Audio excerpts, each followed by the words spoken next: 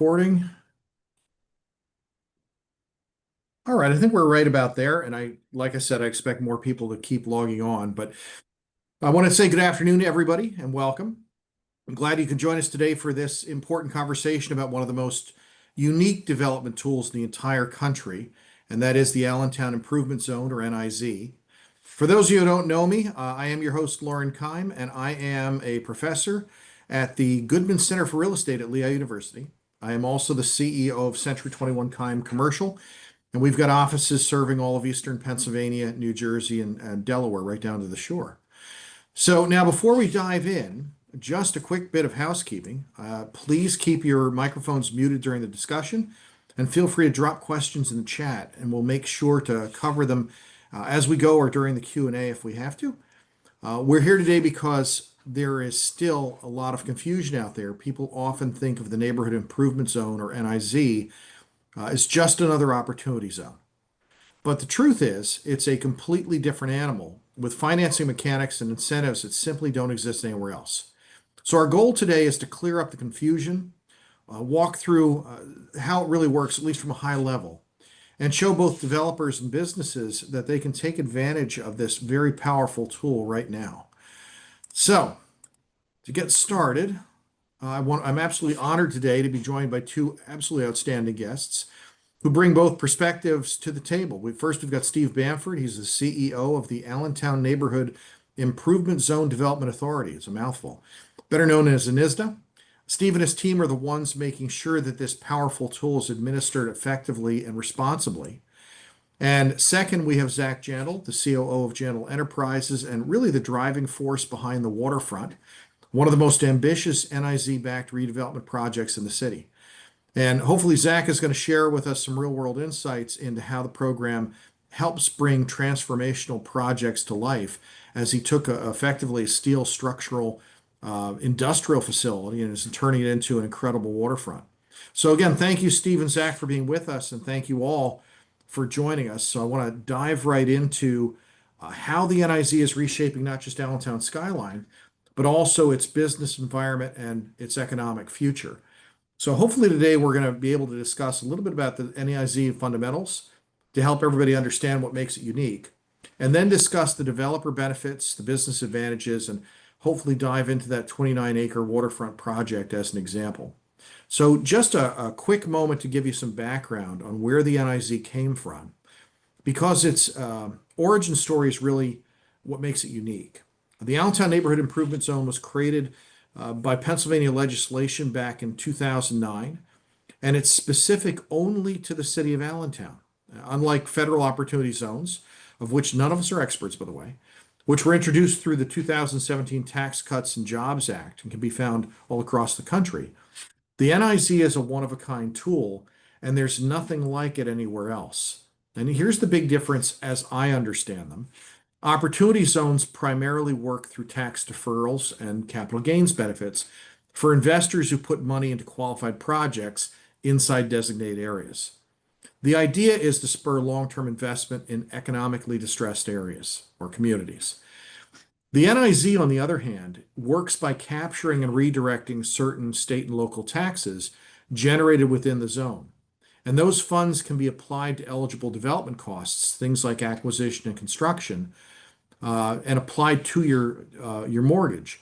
Instead of deferring a tax bill, you're essentially turning local and state tax streams into financing for a project right now. And that's a lot of what we'll talk to Steve Bamford about.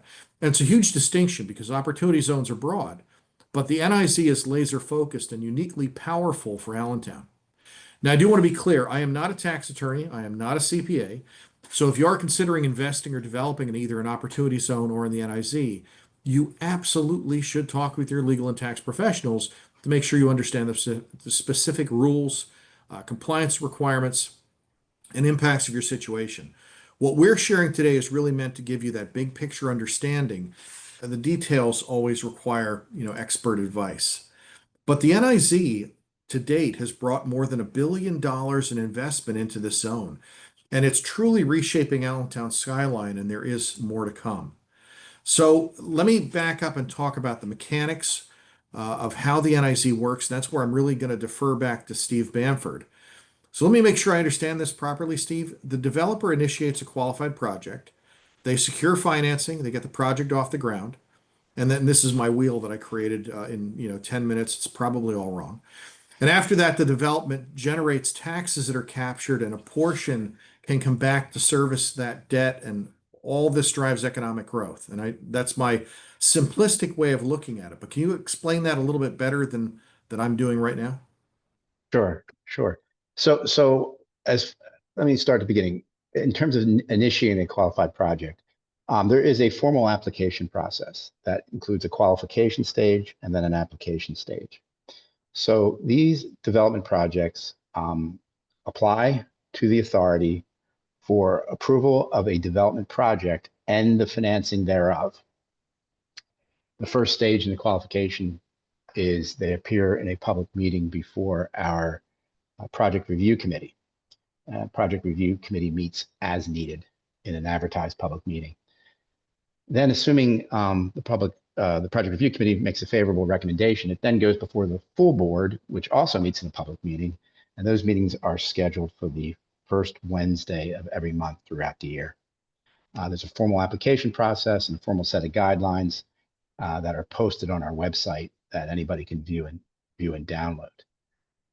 As far as tax generation, so what the NIZ Act provides for is the allocation of tax revenues generated from a project to the debt service, meaning the principal and interest payments on the debt incurred to develop the project. So it's a form of tax increment financing where the economic activity that's being taxed in a project, and that can be taxes that are generated during construction of the project, and that can be taxes that are generated from the occupants or tenants of the project. It can also be taxes that are generated by the ownership entity of the project. Those incremental taxes, if approved by the authority, are available to be applied to the annual debt service on the debt incurred to develop the project.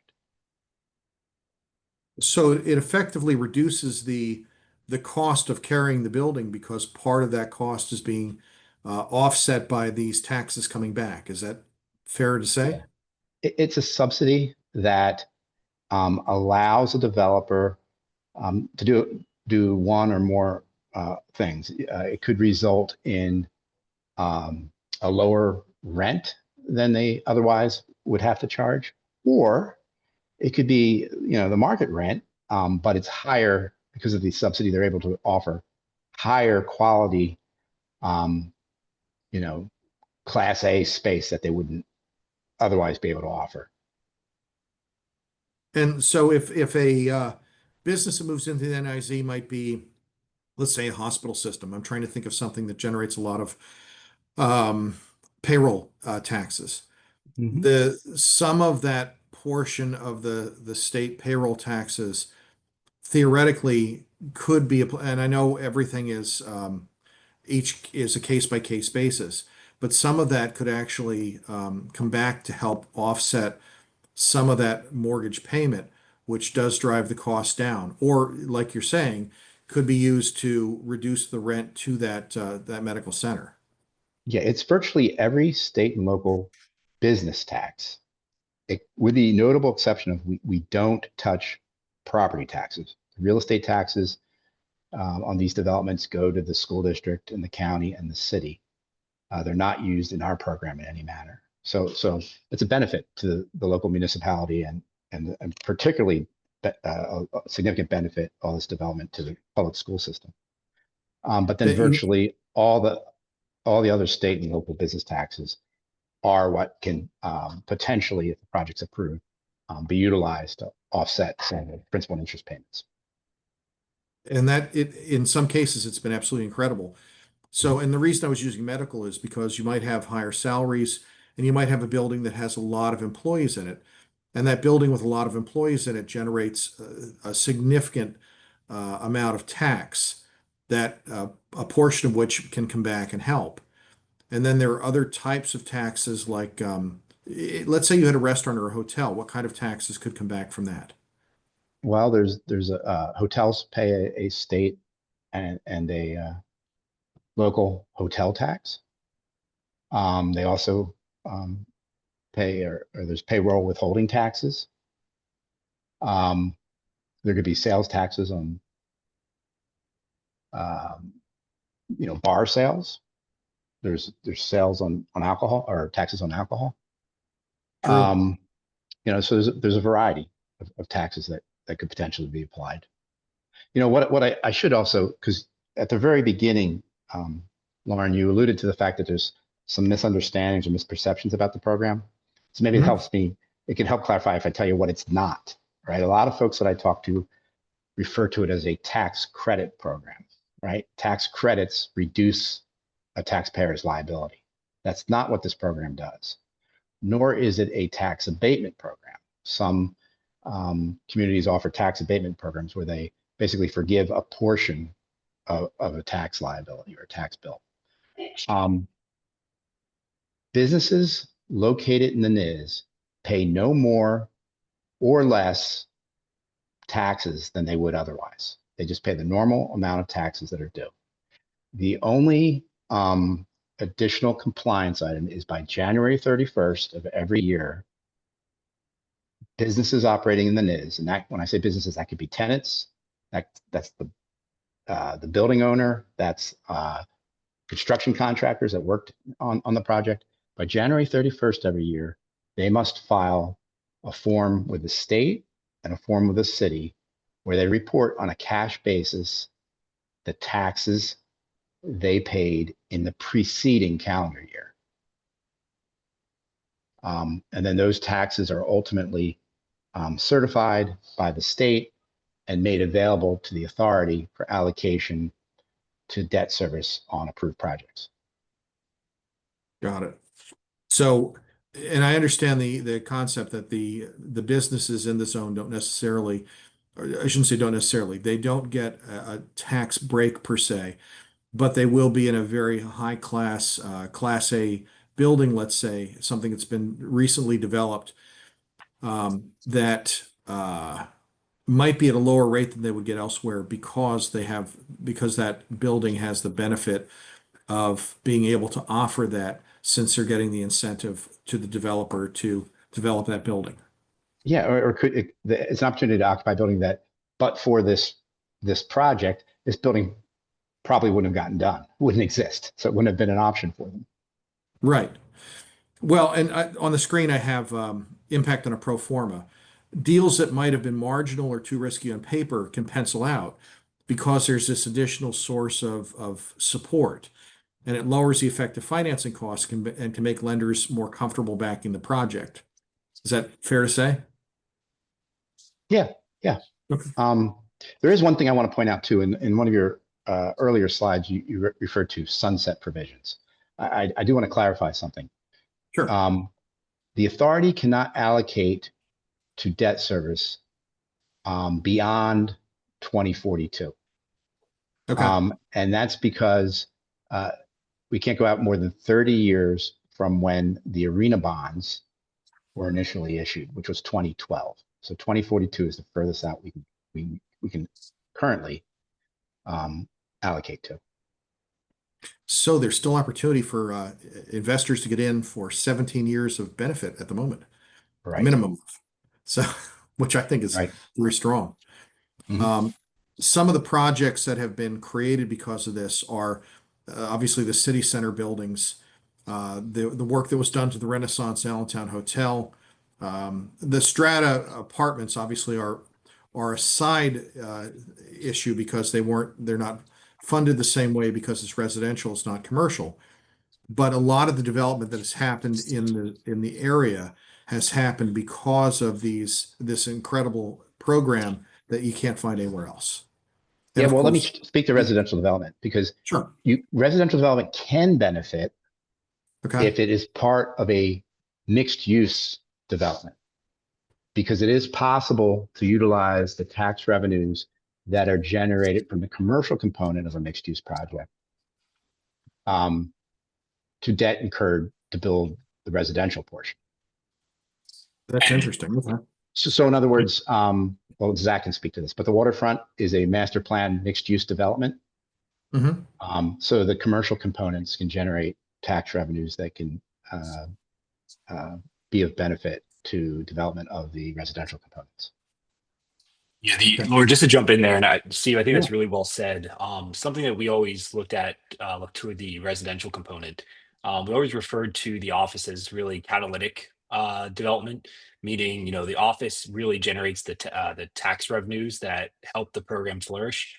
The residential, while it doesn't generate, just as Steve said, doesn't generate a lot of tax revenue by itself, spurs the use of the office. So really, these two go hand in hand, and it's a very strategy forward mentality you have to really approach development within the NIZ with, because quite frankly, the NIZ basically does come with some additional costs as well, such as prevailing wage, which makes things like residential development very hard to develop within. But the office can really help the residential then fuels the office. So it's really a closed loop system. Yep. Zach, while we're on that, this mixed use development idea, how do you feel that works together to actually generate retail office and like a live work play environment in the same area? Yeah, there were really two major catalysts, in my opinion, in the recent Allentown history. The first was obviously 2012 with the passing of the NIZ legislation that allowed for this level of development. And the second was 2020 with the outbreak of COVID-19. When COVID-19 broke out, I don't think it's any mystery to anyone on the call today that office really took a hit as it's still recovering from, obviously that monumental milestone. But what we have seen is a flight to quality and a flight to experience. So you see a lot of individuals and companies not necessarily returning to the Class C markets, but really flocking to the Class A. And a lot of that Class A experience is not only having a 9 to 5 really nice office with maybe a restaurant on the first floor, but also the ability to live near where you work, to attract the Gen Z and guess now the Gen Alpha, even some of the millennial population, to draw them into the site and help them return to the office, because there is an undeniable efficiency that comes with working in one location. So the office really fills with the introduction of residential. The residential fills with the introduction of retail restaurant. And it all forms this level of ecosystem that's really necessary in the flight to quality and experience lifestyle. That's great. That makes sense.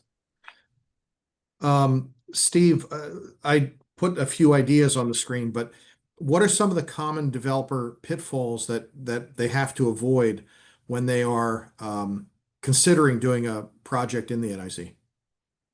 Yeah. So so also this is an opportunity for me to really also emphasize the fact that we're talking about development and improvements, right?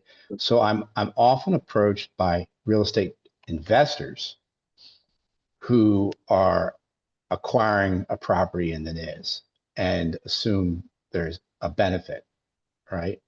So it's not a program designed to um, stimulate investment in or acquisition of investment properties. It's a program designed to incentivize development and improvements. So that can be new construction, which we've certainly seen a lot of, but it could also be the adaptive reuse or renovation of an existing building. So think the trifecta building, um, where Max and Butters restaurant is currently located on the ground floor, and then there's office space on the upper floors. Right. That is an example of a renovation or adaptive reuse of an existing building.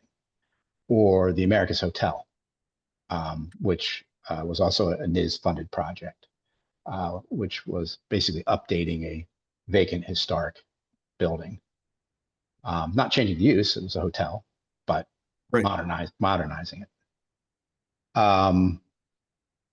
So that, I don't know, that's a pitfall, but I'm just a point of clarification that this is for, Sure. we're not refinancing existing mortgages. We're not financing investment properties. What we're funding is development and improvements. Right. As far as overestimating tax generation, yeah, that's on the developer. The developer's responsible for forecasting the taxes that are going to be generated. And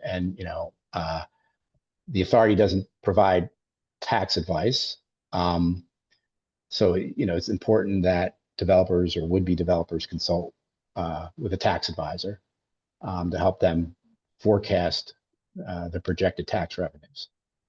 And we do have a list have, of 3 or 4 very good accountants also that are familiar with the NIZ and can help with that process as well. Sorry, go ahead. That's okay. We have a document called a business information packet that we put out there every year, and it's on our website, and it can also be viewed and download. And that business information packet can be useful because it lists all the business taxes we're talking about and provides forms and examples to show how one might determine or estimate taxes that would be generated. Yeah. The other thing, and Zac alluded to this briefly, is we do require, because it's public money, that prevailing wage be paid to the construction contractors and the labor working on those construction contracts. So that requires a developer to get a prevailing wage rate determination from the State Department of Labor and Industry. And that spells out by the various trades what the hourly rate and benefits need to be for these folks working on these construction projects. So that can increase the cost of your development. And you have to weigh the benefit of utilizing the NIZ program versus the cost, increased costs that you might incur because of prevailing wage requirements. Okay. Anything else that would be a pitfall that you think has come up in the past that might be an issue? Yeah, I don't know if I'd once again term it a pitfall, but one of the things that's very important is if you look at our guidelines for obtaining financing through the authority, there's a laundry list of things you need to produce during the qualification and application stage. One of the most important is a term sheet from a lender. So it's like any other development, even if obviously if you're active on development projects outside the NIZ, financing is key. So you need to line up a lender, and we don't require a commitment from a lender when you come in to see us, but we do require a term sheet. Okay. So the NIZ takeaway for developers is the NIZ is a powerful tool that can dramatically shift your numbers in a positive way, but you have to carefully plan what you're doing and have professional guidance and a realistic understanding of how these mechanics really play into the utilization of the NIZ benefits.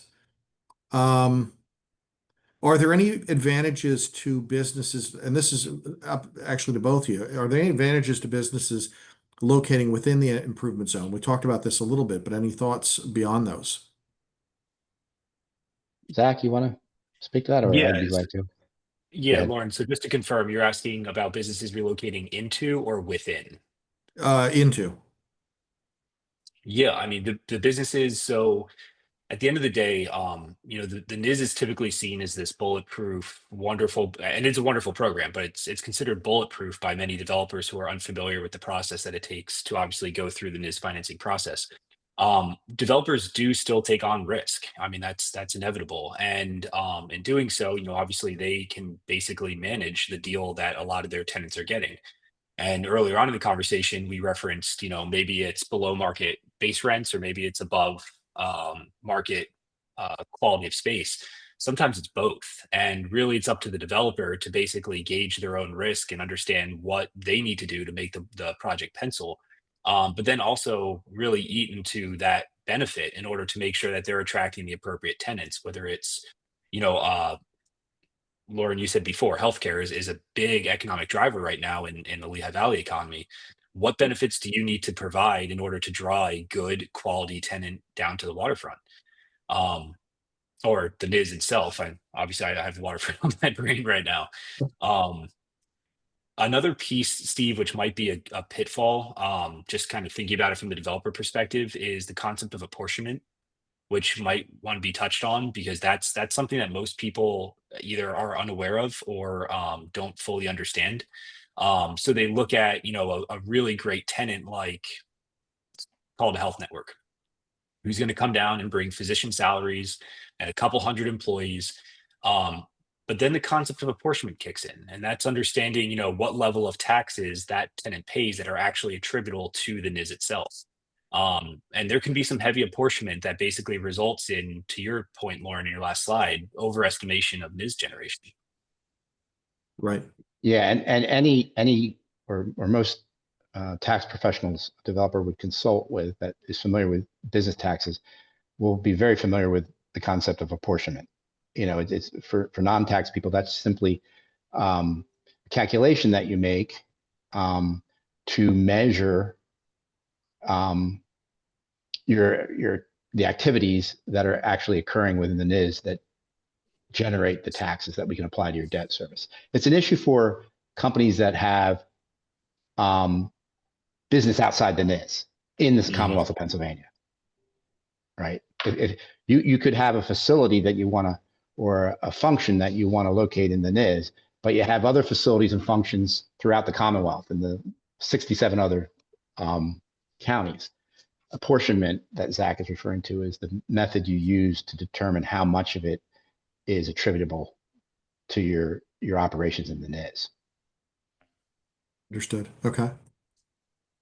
Some of the, if I can change this, some of the ideal candidates for the NIZ. I put down corporate offices, retail and restaurants because of the tax benefits and professional services. Am I missing anything there? Medical offices, law firms, financial services are all great tenants for the NIZ. They are. Not all tenants are created equal, though, right? So, Mhm. Offices, and we all know the office market is a lot more challenging than it was earlier in the life of the NIZ. But when you think of doing office space, the ideal tenant from a NIZ perspective, in terms of maximizing the amount of taxes generated, because payroll tax can be a significant one, is very densely occupied space. Think a lot of cubicles as opposed to a lot of large private offices, because a lot of people means a lot of payroll, and the higher or the better those folks are compensated, the more withholding tax is going to be, right? So a densely populated office space with a lot of highly compensated people would maximize your benefit. Ironically, Steve, the opposite, where you have a very small footprint with very highly paid people, because at the Yes. end of the day, from our perspective, we're basically taking the total NIZ generation and dividing it by the rentable square feet these individuals are using. And your goal is to maximize that number as much as possible. Yeah. So you'll have wealth advisors or someone who's basically bringing in high salaries, but may only have 4 or 5 offices eating up 1,800 square feet. That could be a great NIZ generator. It's just not filling your building. Yeah. Yeah. And then similarly, retail, right? Not all retail is equal in terms of the potential to generate significant NIZ. Not all retail sales are subject to Pennsylvania sales tax, for instance. Clothing Right. isn't taxed, but consumer electronics are, right? So not all retail will produce the same level of tax or benefit or potential benefit. So that's why we haven't seen a fresh market down in the improvement zone yet. Is that what you're saying? Well, I don't know if that's the reason, but if it's a developer that's looking to utilize the NIZ, that could certainly be a factor. True. You mentioned packing a lot of people into the space. And so I put up ADP because they had more than 1,000 employees in that 5 city center building, which does generate a lot of revenue, theoretically. And there have been a lot of larger organizations that have moved into the NIZ, which is great. Yeah, I mean, Lehigh Valley Health Network has their executive offices here, as well as a lot of IT folks and other functions in our downtown. PPL is interesting, right? Because we're all, everyone in the Lehigh Valley is very much aware that PPL moved out of the historic tower building, the iconic tower building, but their headquarters is still downtown. Their headquarters is in the NIZ. And you got to ask yourself, had it not been for the NIZ, would they be here? Because they wouldn't have had the options, the modern office space to lease if it hadn't been for the NIZ. So Right. it's really interesting. We've got other large companies like Morgan Stanley and Merrill Lynch. Obviously, we've got down at the waterfront, we've got American Bank, Lehigh Valley Planning Commission moved down there. Truist is in our downtown. Law firms like Norris McLaughlin is in our downtown. So we have a lot of law firms, actually. Yeah, and professional services. Yeah. True. I'll segue over for a minute because we understand, I guess, how the NIZ works in theory. I want to kind of bring it to life with a real world example. And by the way, Zac, you can share your screen if you'd rather switch over to yours. But I figure there's no better person to talk about a real world example than Zac Jaindl. Again, he's the COO of Jaindl Enterprises. He is the person in charge of the Waterfront project, which is coming along and it looks gorgeous. And I'm picturing all these offices and apartments overlooking the Lehigh River. It's just going to be beautiful. But thank you for joining us. Zac, could you start by painting the picture for us? What was the original vision behind the Waterfront project, and how did you see it fitting into the transformation of the Lehigh Riverfront? Yeah, it's actually very serendipitous that you're asking me this question, Lauren, because the first time I actually got eyes on the Waterfront project was back in an iReal program at Lehigh University back 20 years ago now. We were actually analyzing it as part of one of the class studies, determining whether, at the time, it was called the Lehigh River Apartments, whether it was feasible. And we got a really great perspective on what could be down here. And ironically, at the end of the class, at the end of the year, we had determined that the project really wasn't feasible without a strong tax incentive. Fast forward a few years, and the NIZ is introduced, and the waterfront's included in that. And obviously, with the background on what the project entailed, it allowed us to really get fresh perspective on how this can really fit into the overall landscape of the city of Allentown. And if you look, I'm sorry, Lauren, go ahead. No, that's right. I was going to say it's a gorgeous concept, and taking away basically a factory along the river there and turning this into a downtown itself is just fantastic. But go ahead. I'm sorry. No, that's right. So yeah, just a bit of background on the site. Not unlike what we've seen over in Bethlehem. This was Allentown Iron Works for about 20 years. It then was taken over by Lehigh Structural Steel, a steel fabrication site. Full 29 acres, basically packed with about 13 different warehouses, various crane runs.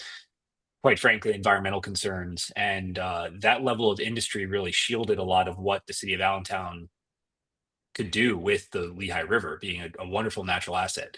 And we've seen around the country and the world, frankly, how city rivers have really activated a lot of open space, whether it's for recreation, retail, restaurant, obviously office.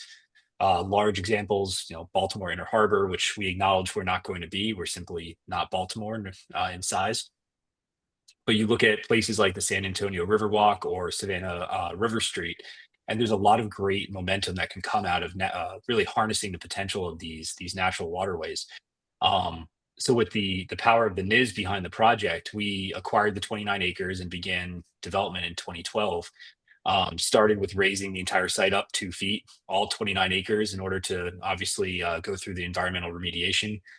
Went through a very comprehensive master plan in 2014 and got it approved in 2015 and 16, and worked very closely with ANIZDA to make sure that the overarching plan for the waterfront fit into the master plan that was conceptualized by ANIZDA, the city of Allentown, and its respective board members.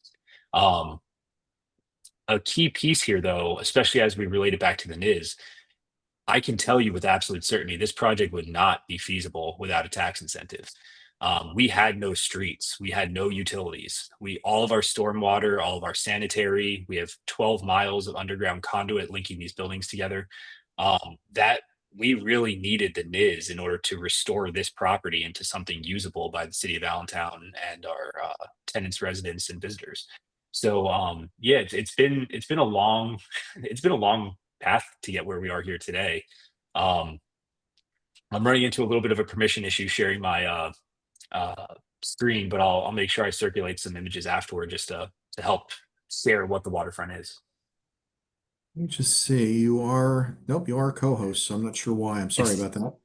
it's my computer. I'm getting permission that I can get out of the meeting and come back in if you'd like, but it's No, that's that's what I okay. would Yeah. have to do. There you go. Yeah, I can share them along with the video for people if that's all right. That's no problem. Absolutely. Um, and I don't even know if these numbers are correct anymore, but the what we had was that it was going to be, close to a half billion-dollar project by the time it was done. Almost 700,000 square feet of office, 165,000 of retail, and 610 residential units, plus the half-mile river walk. Are you still doing that complex, or are you shifting it a little bit? We're definitely shifting. So it goes back to my previous statement about that second milestone that really hit Allentown, the Yeah. world, being COVID. Obviously, when our original master plan was to capture as many taxes as possible using office space.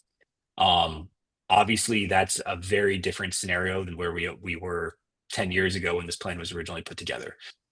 So in the last 2 years, we've been working very closely with the city of Allentown and the state, along with some master planners, to redevelop the master plan into something that's more conducive to the master plan that was originally put together. An opportunity to utilize some of these lands as well as the NIZ to draw in additional residents and offices. Um, so likely what you'll see based upon, obviously what's going on in the world, Lehigh Valley with office, are probably more boutique style office spaces that are still going to generate jobs for smaller footprint tenants. That way we can still bring new businesses into Allentown and the NIZ. But there is going to be a shift, obviously, toward the multifamily residential, which is obviously a very hot market right now. It'll Very still cool. integrate retail and restaurant, and that 2.5 acres will probably expand into more recreation-based opportunities to draw tourism to the city. Um, but at the end of the day, we need to adapt to the environment we're in, and it's very different post 2020. Is there anything you can tell us about how NIZ financing fit into your capital stack to get this off the ground? Yeah. So obviously, and it's going to be a little bit redundant with some of the comments Stephen made earlier, because obviously there's a heavy overlap there. Same process from two perspectives. Um, but really, we've used so many metaphors over time, Lauren.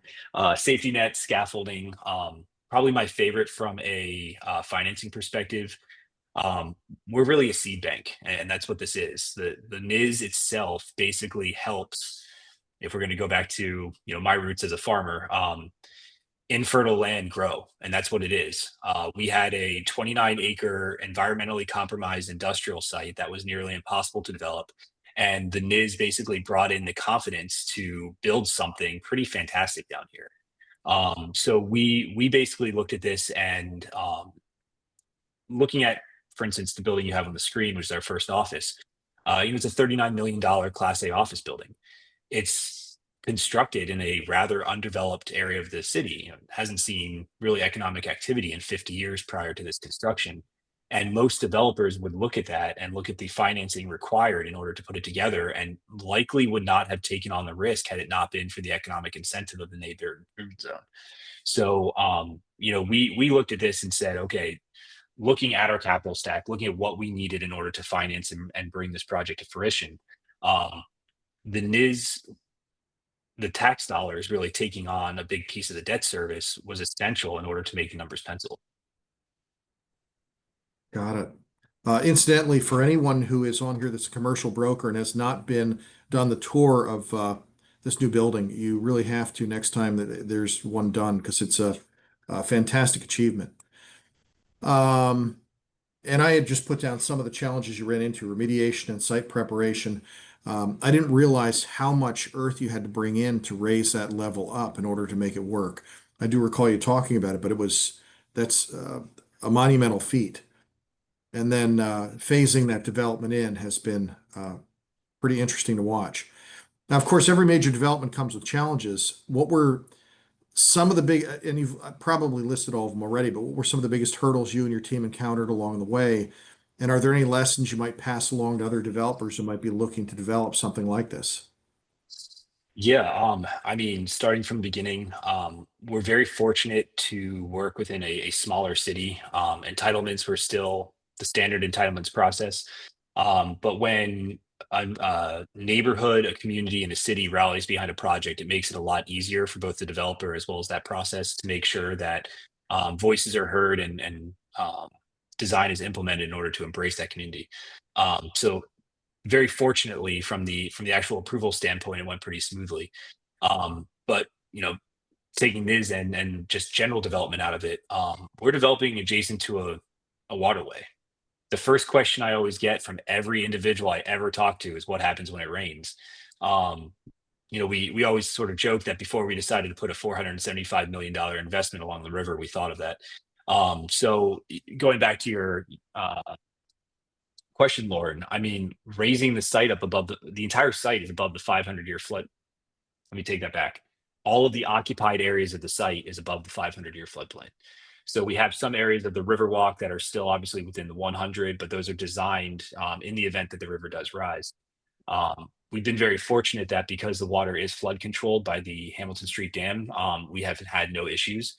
But lenders don't want it'll probably be okay. They want it will be okay. And going through the whole financing process and giving our lenders and financing teams the confidence that our development won't be underwater literally in several years was obviously a challenge.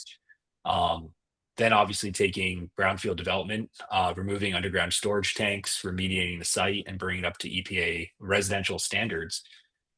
That process took us 2.5 years just by itself. Um, and again, it's really something we probably would not have taken on if it wasn't for the safety net that was the neighborhood improvement zone. Wow. It is incredibly helpful to see how the NIC doesn't just exist on paper.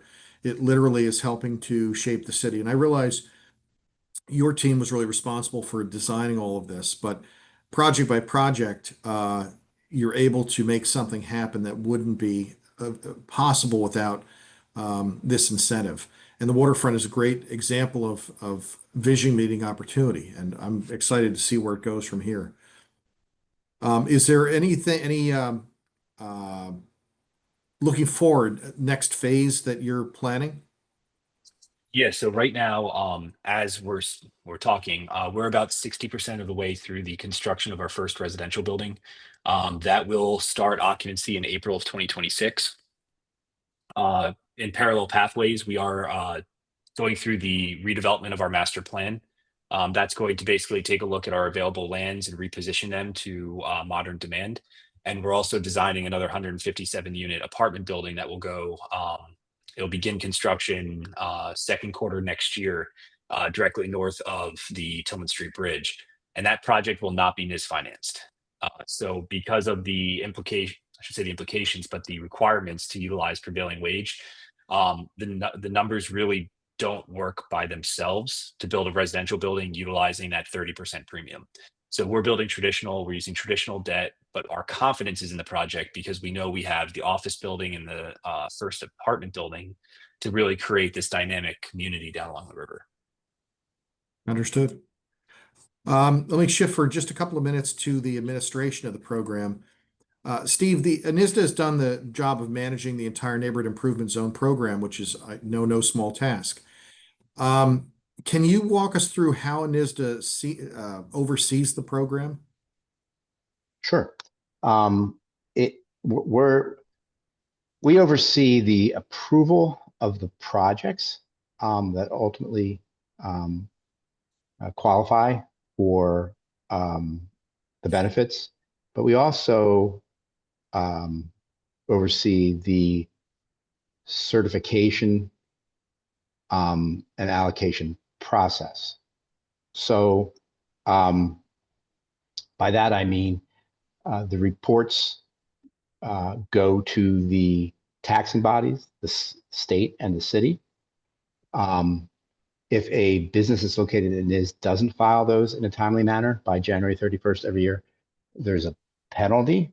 So you may know some folks that didn't file their local report and received a penalty notice with my name on it, which was not the most enjoyable part of my job. Nice. So we're involved in that. And then we, once the state certifies the amount of taxes that were generated in the NIZ in the preceding calendar year, those funds are then transferred to a escrow agent and trustee, which is Bank of New York Mellon in this particular case. The authority then engages a certified public accountant to serve as the allocation accountant. And the allocation accountant looks at the funding agreements the authority has in place with each of the developments and allocates the tax revenue generated from that particular project up to the total annual debt service. So if your total annual debt service is $100, but you only generate $20 in NIZ tax revenue, that's the extent of the allocation. So we're involved in that process, as well as the process of approving individual developments. But theoretically, if it generates $100 of that $100, does that then cover the entire debt service? In theory, it could. Okay. Interesting. And I understand you have to have some guardrails in place if there are problems with compliance or turning in the taxes like they're supposed to in the documentation as they're supposed to. So I didn't know they had your name on it. Yeah. Not the penalties not the penalty from the states, but the penalty for the local taxes come from our office. Zach, were you going to add something? Yeah, I was just going to jump in there, and Steve, I just have to commend you and the entire board. One of the other, I mentioned earlier that there's, we laugh about some things just in the course of this development.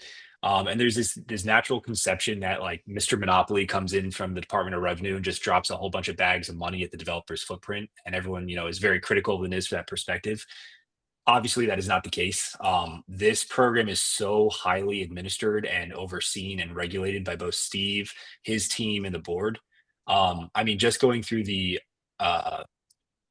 NIZ financing process, it's something that's incredibly impressive, and they make sure that not only is the project in line with their perception of what Allentown should be doing, but there's also multiple master plans that were conducted by third parties, Goody Clancy, EDSA, over the course of this program that help guide what Allentown can be. And Steve and his team are really the stewards of making sure that works, approving what works, and then also administering to make sure that the program is responsibly and effectively used, not only for developers, but also the city of Allentown and the Commonwealth. So I need to commend him and his team on that. I appreciate that, Zach. There's one other aspect that I just want to quickly touch on, and that's the public improvement projects that we're funding, which benefit the whole community. So as we take the annual taxes that are certified by the Commonwealth, we allocate them to several buckets. One we refer to as developer dedicated indebtedness. So that is, we are applying tax revenue to the debt incurred to do the private development projects. Then we allocate tax revenue to the debt service on the arena bonds. The kind of the catalyst for this whole thing was the development of PPL Center, home of the Lehigh Valley Phantoms, as well as the Renaissance Hotel and One City Center office building that houses Lehigh Valley Health Network offices, all within what we refer to as the arena block. That was funded through the issuance of over $200 million in tax-exempt revenue bonds back in 2012. We have since refunded those bonds to save a little on interest, or save a lot on interest, but we still allocate to principal and interest payments on those refunding bonds. Then the next bucket is we are obligated, we're contractually obligated to return the first $22 million in excess NIZ revenue after all this debt is serviced. So we have to return that to the state every year, and we have been. And then if we have excess beyond that, that is what we're using to fund the public improvement projects. which are the streetscapes, the new sidewalks and curbs and landscaping and street trees and street lights that you see up and down Hamilton Street, as well as on some of the side streets. And we're continuing to do those. It's the Arts Walk. It's the public plaza in front of the Da Vinci Science Center, which was a public improvement project. That's actually public space there. And we have approved, although the city hasn't broken ground on it yet, but their Center Square, where the monument is, has been redesigned. And we are funding the construction of a redesigned public space at 7th and Hamilton. So that's all part of this program too. That's nice. Yeah. So one question. So let's say I'm a developer with a project idea in the zone, and I have what is my thought process on the project approval process. This is a shortened version, of course. First of all, you would meet with people that are looking at bringing something into the NIZ and help them with laying out their plan, or is that something that they would do through a third party? Well, I'll review their application and their application materials and answer questions and help them pull that all together. But they're going to have to have professionals involved in developing that application, their construction budgets, their pro forma, their forecasts. They're going to need a team of people to help them put together their application. Loren, I can actually expand upon that from the developer perspective if you want. And Steve, please feel free to correct me wherever Sure. I misstep here, if anywhere. We've gone through the process a few times now with Vault 634 and other entities. So we'll use 615 as an example. We sat back, understood the NIZ. We sat with our team of accountants to understand exactly what we needed to do to bring this project to fruition. So once we sat back and did a highest and best use study, and we did all of our marketing plans, put together our preliminary drawings, we sat down with the ANIZDA board, Steve, obviously as executive director, and laid out what we were looking to do at a project review committee. That was basically called, once we submit our plans, once we have all of the requirements as outlined by the NIZ financing guidelines, we requested a meeting where we presented our project to Steve and the ANIZDA board.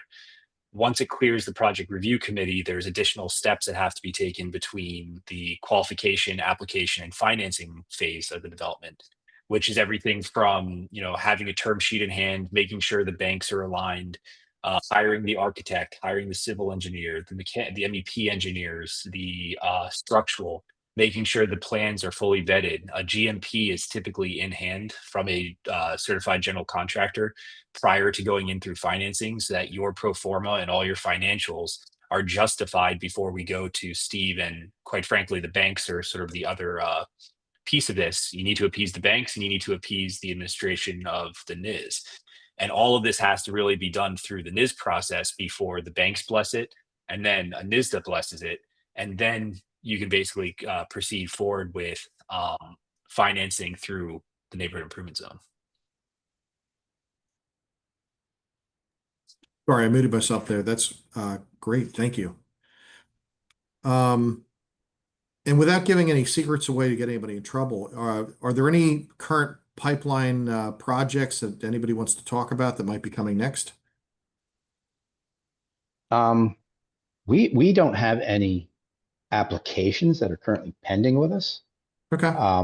But we have constantly have in discussions with folks that as they plan their projects, they want to understand our requirements and how best to benefit from the program. So we're always having conversations. Sometimes it's one and done and I never hear from those folks again.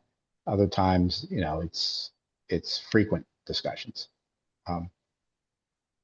By the way, Zac had mentioned the vault. I was there last weekend, and that is absolutely gorgeous. It is. Oh, thank you, Loren. It's beautiful. Again, one of those that is impossible without the NIZ. Right.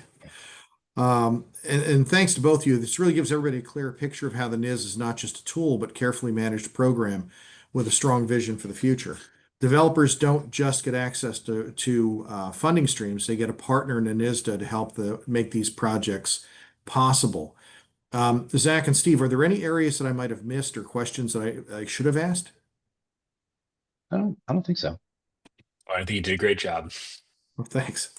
I do want to mention, by the way, that one more thing. For those of you joining us today that are commercial real estate brokers, we are doing a Brokers Open next Wednesday at Fegley's Brewworks building at 812 West Hamilton from 1 to 3 p.m. And I'd encourage anyone to come out and look at this gorgeous 51,000 square foot real estate investment right in the heart of the NIZ zone. And developers reach out to me because this is one of several potential projects we have available within the NIZ, and I'd be happy to schedule a walkthrough for you. And again, thanks to all of you for joining us today for this deep dive into the Allentown Neighborhood Improvement Zone. I hope that it helped you to understand it a little bit better. And I also want to extend a special thanks once again to our guest, Steve Bamford, the CEO of ANIZDA, and Zac Jaindl, COO of Jaindl Enterprises, and particularly the Waterfront, for sharing both the administrative and on-the-ground perspectives of how the NIZ works and why it is just such a powerful tool. It's not just another incentive program. It's uniquely Allentown. It's uniquely structured and uniquely effective at reshaping both the skyline and hopefully developers' balance sheets. So whether you're a developer looking at your financing stack or a business considering relocation, the NIZ opens doors that you won't find anywhere else. And I really encourage you to take advantage of it. And if you have not, again, seen the Waterfront project, you've got to stop down and see that. So as next steps, I encourage you to connect with ANIZDA. Explore the opportunities and keep the conversation going. If you have any questions we didn't cover, please don't hesitate to reach out to me or, of course, to Steve at ANIZDA. On behalf of all of us, thank you for your time and your attention and your growing commitment. Loren, I hate to interrupt you, but the contact information there isn't correct for NIZDA. Oh, I think that might be AEDC's contact information, different acronym. That figures. Sorry about that. That's okay. Our phone number is 610-467-8810, and we're at 5 North Front Street. Yeah, I know that too. I should have done that better. So can you say the phone number one more time? Sure, 610-467-8810. I appreciate that. Sure. And from my perspective, I'll leave you with this thought. The NIZ may be the only time in history when taxes are working in your favor, so enjoy it while it lasts. Any last words, Zach or Steve? No, thank you for including me. Thanks. Yeah, thanks for putting this together, Lauren. I think it's diving into the NIZ, it's tough to summarize in 1 hour, but I think you did a great job facilitating. Is it possible to do a small question and answer, or is now not a good time? Or do you guys have time for a couple of quick questions? I do. Yeah. All right, go ahead. All right, say it. So sorry, I don't know if anybody else wants to jump in, but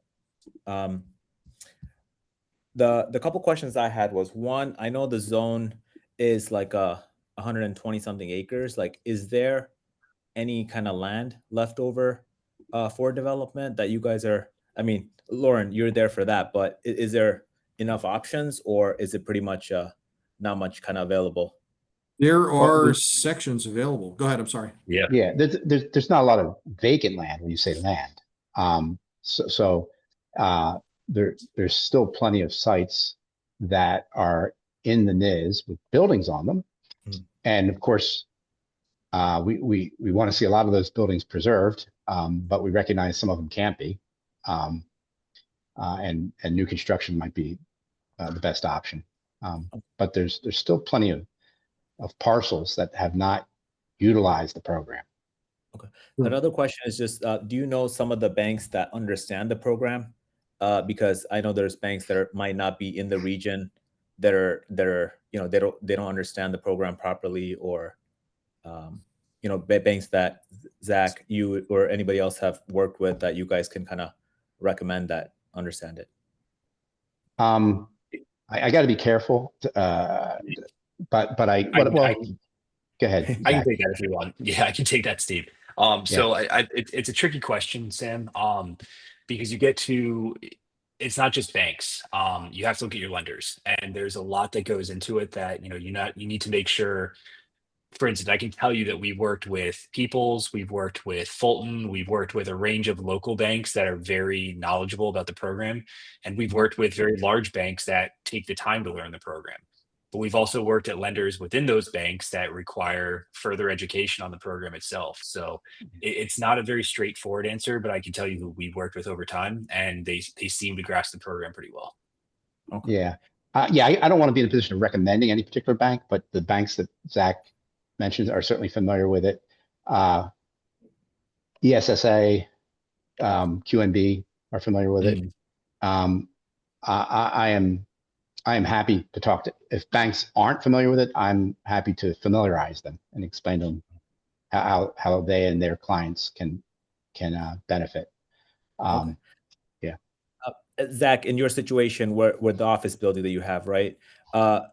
Just high level, like, did you guys kind of spec build that and then, try to solicit tenants, or was it like you try to get some commitments before you went up, like just trying to assess the market? Because I know you said the office market is a little shaky. So like, as that came along, was it where you kind of lined up some tenants before you broke ground, or? Absolutely. Yeah, it's building spec really doesn't work, especially if a big piece of your debt service is going to be addressed by taxes and you need those taxes in the building before you complete it. Starting spec really doesn't work from that perspective. So yeah, we secured a few smaller tenants that we knew at least gave us a good basis going into it, and then during construction we actively continued to lease by just, Loren, like you had said, offering below market base rents and above market tenant improvement allowances that allowed us to draw some tenants back from outside the NIZ into the city of Allentown. Okay, great. And the last question I have is, assuming, and this might be for Steve or Zach, assuming there's $100,000 in tax revenue generated in a particular year, hypothetically, right?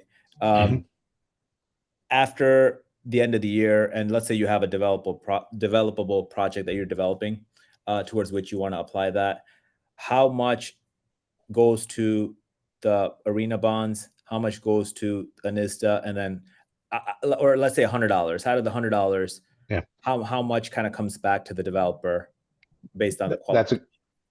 That's a good question. So assuming we're talking about a project that there's no baseline, meaning it wasn't occupied by a business that was already generating tax revenues that were going to the arena bonds. So that's what we refer to as baseline. So we'll take that out of the conversation because that'll just complicate things. But assuming everything you're talking about, that $100 or $100,000 was all new incremental tax revenue. We have a thing that we refer to as authority retention, and our goal is 20% would be authority retention, meaning that's the funds that would be pledged to the arena bonds. And then the 80% would be available for debt service on the developer dedicated indebtedness. Okay. Sam, I'll throw one other thing in as well. You'd ask about sites that are available. So for example, in the 900 block of Hamilton right now, there are 5 contiguous buildings that are on the market. So that becomes a nice footprint. There are also 2 contiguous buildings along the 800 block of Hamilton right now that are available that could be packaged together theoretically to put something new up. But as Steve said, there's always that component of, do we need to put something new up, or can we try and preserve what's there? So, but there are opportunities, definitely. Yeah, and some people are under the misconception that we have some sort of threshold in terms of project size. Authority absolutely does not have a threshold. It can be a small project. The reason you don't see a lot of small projects is it may be a little more challenging to get them to pencil, and unless you have a use in there that's generating a significant amount of tax revenue. But there's no prohibition in our program that doesn't allow us to do small projects. I think Vault 634 is a good example of that, Steve. It's by no means an ultra small project, but by comparison with the city center and the waterfront projects, you're talking about a $2 million NIZ financing package for the restoration of a wedding venue. And we were able to justify that utilizing, obviously, the sales tax on what we sell, including liquor. It's not something that's it's not going to cash flow like a 6-story office building, but it was important to preserve that architecture, and we were able to do the capital improvements using the NIZ in order to justify it. Good example. Any other questions anyone has? I have a question. This is Justin. Hey, Justin. Um, I was a little late to the meeting, but I'm pretty sure I caught up. But my most pressing question would be, um, if you were to develop a mixed use property where you had some residential over either retail or office, you you would or would not have to condo off the retail and residential sections of the property. I'm sorry, the retail and office or office sections of the non-residential sections of the property, or would you just, in other words, how would you be able to quantify the combination of both if you had one, I guess, loan on the property? Right. You would not have to condo it. You could, but you would not be required to.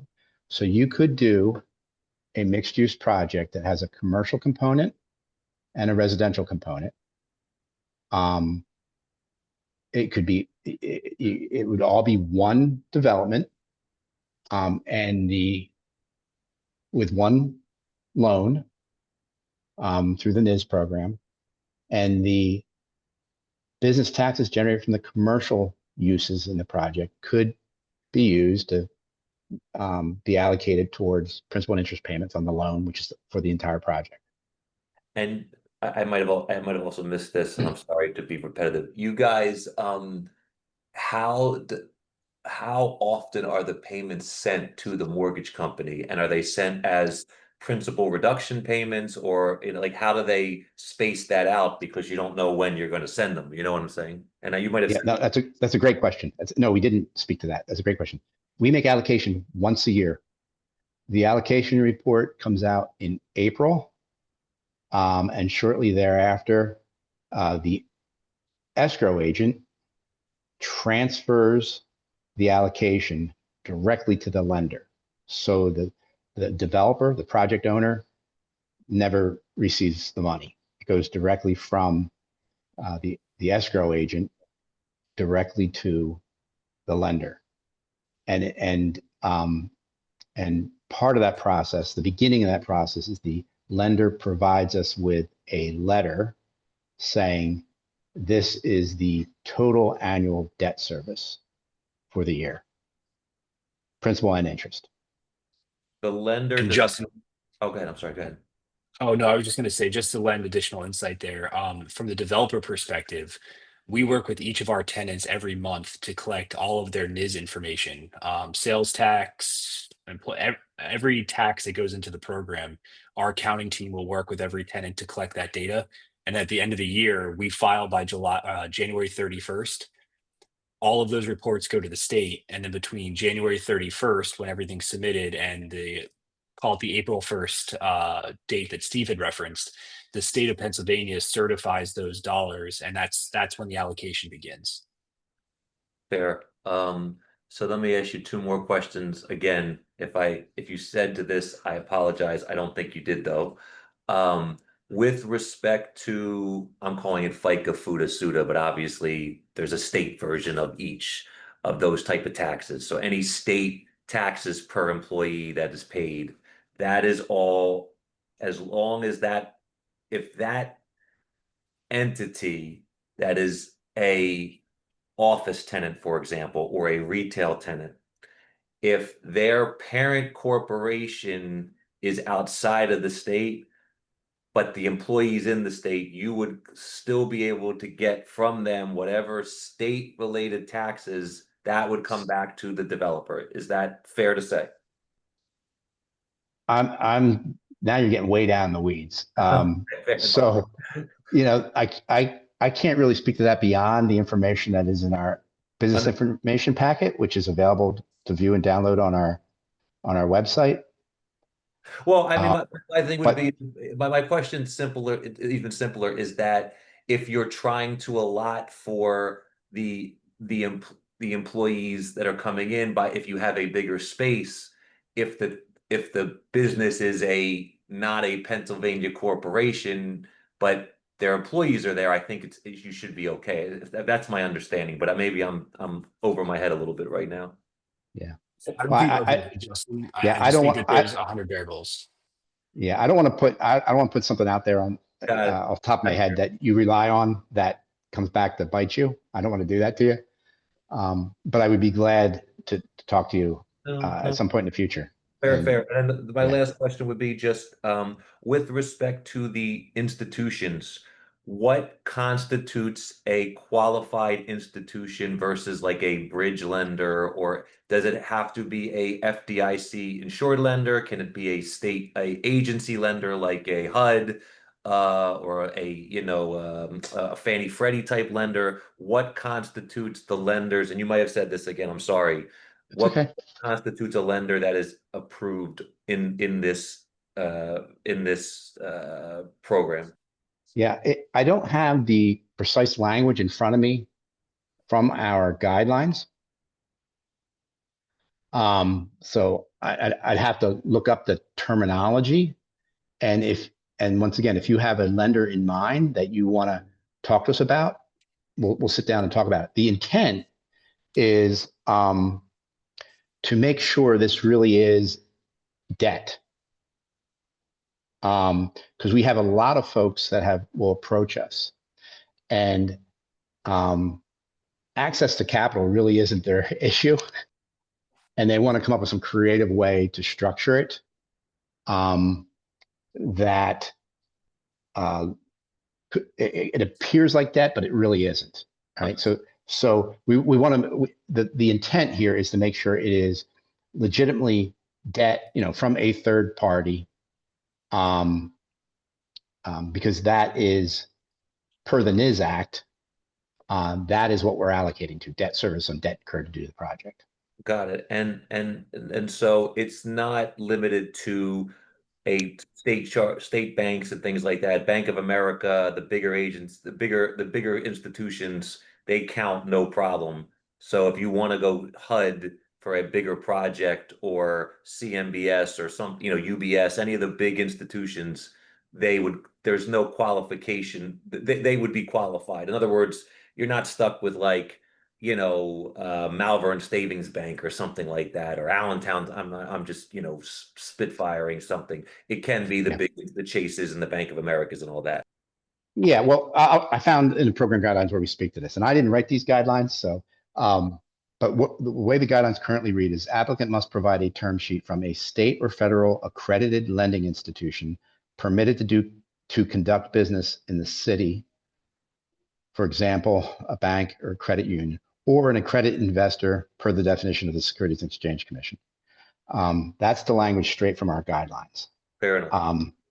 But once again, if you have something in mind and you want to come in and sit down and talk about it, we can talk about it. No, it's fine. Yeah. That's a great question, Justin. Thank you. That's a good question.